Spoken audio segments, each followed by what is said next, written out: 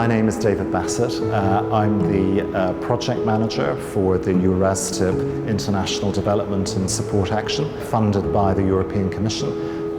Today we're in Kuala Lumpur to run the third of our capacity building workshops, which is looking at developing the theme of mobility. That is to say, exchanges between representatives of different organizations and institutions, be that in industry or education or research, looking at opportunities to travel, to work or to study or to conduct research in different organizations between Europe and Asia.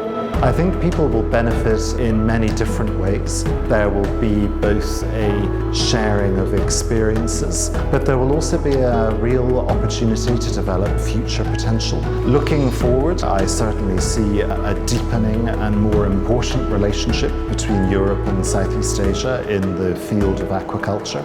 The demand for seafood product in Europe is only going to increase, and we have already identified that Southeast Asia will be key to satisfying that market demand.